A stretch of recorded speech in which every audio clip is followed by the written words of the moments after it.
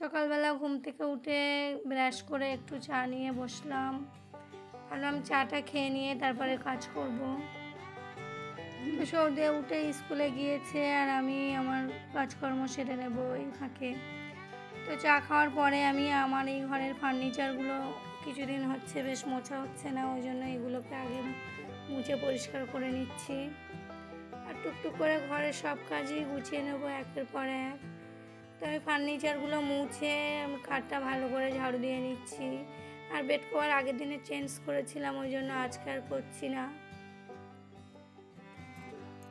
আর আজকে মেহবুবের কী হয়েছে আমি বুঝতে পারছি না, অনেক বেশি কান্নাকাটি করছে।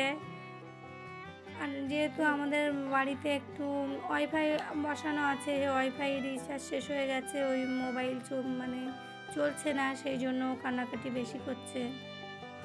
তো ঘর বারান্দা ঝাড়ু দিয়ে ভালো করে পরিষ্কার করে নিয়েছি আর উঠোনটাও ঝাড়ু দিয়ে নিচ্ছি। আর একটু বর্ষার দিনে উঠোন ভিজে ভিজে হয়ে আছে, ইটের উপরে সব কাদা বালু এসে জমা হয়ে আছে, ওগুলো একদম বৃষ্টি সিজন চলে যাবে তখন পরিষ্কার করে নেব। আর এইদিকে আমি এটা ঘেরা করেছি একটা হাঁসগুলো রাখার জন্য, হাঁসের পিলে একটু বড় বড় হয়ে গেছে। আর একটা জিনিস তোমাদের সঙ্গে শেয়ার করি, এই যে একটা কুইক শার্পো 2 কেজির প্যাকেট, আমরা বেশ কিছুদিন ধরে ইউজ করছি এগুলো। একটা করে গিফট থাকে এতে প্রাইজ, ওই যে টুল আছে, গামলি ধামা, যে যেমন প্রাইজ নেবে তার তেমনই দেবে। আমি 3টে টুল নিয়ে নিয়েছি, 2টো ধামা নিয়ে নিয়েছি। এরপরে ভাবছি যখন নেব বালতি নেব। তো আমি মেহবুবকে এখানে গোসল করতে বসিয়ে দিয়েছি আর মেহবুব আজ অনেক বদমাইশি করছে। মেহবুবকে গোসল করিয়ে এখানে বারান্দায় বিছানা পেতে ওকে এখানেই রাখবো এখন। তো মেহবুবকে এখানে রেখে আমি আমার কাজগুলো গুছিয়ে নেব আর ওকে দেখতেও পাবো এখানে থাকলে।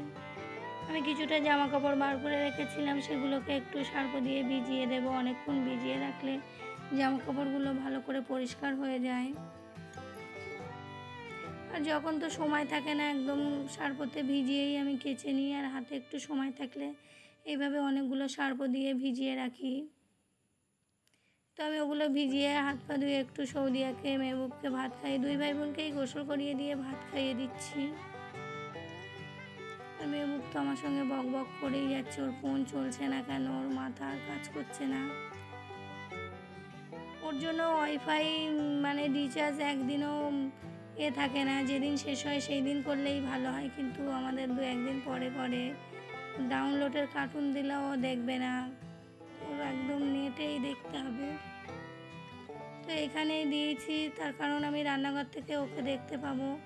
আর এখানে আমাদের গরুর পালান এনেছে, ওইটা আমি রান্না করে নেব আজকে। আর আমি এই 14 বছরের সংসারে আজকের ফার্স্ট টাইম এটা রান্না করছি। রান্নাটা তো দেখতে অনেক সুন্দর হয়েছে, জানি না খেতে কেমন টেস্টি হবে। আর আমি আগে কোনোদিনও আমার বিয়ের পরে কোনোদিনও এটা খাইনি, অনেক আগে খেয়েছি এটা। তো এদিকে রান্না হচ্ছে আর আমিও আমার রান্নাঘরটা পরিষ্কার করে ঝাড়ু দিয়ে মুছে নিচ্ছি। ঝাড়ু দেওয়া হয়ে গেছে, মুছে নেব ভালো করে। আর রান্নার পাশে পাশে আমি কাজ গুছিয়ে নিই, শুধু রান্না বসিয়ে দিয়ে এখানে বসে থাকি না, বা অন্য যা সমস্ত কাজ থাকে সেগুলো করে নিই। রান্নাঘরটা ভালো করে মুছে নিয়েছেন, আমি প্রতিদিন রান্নাঘর মুছি, তবুও আমার রান্নাঘরগুলো থাকে। তো আমি এখানে একটা নূতন ফিনাইল এনেছে ঘর মোছা, ওটা দিয়ে ঘর মুছে নিচ্ছি।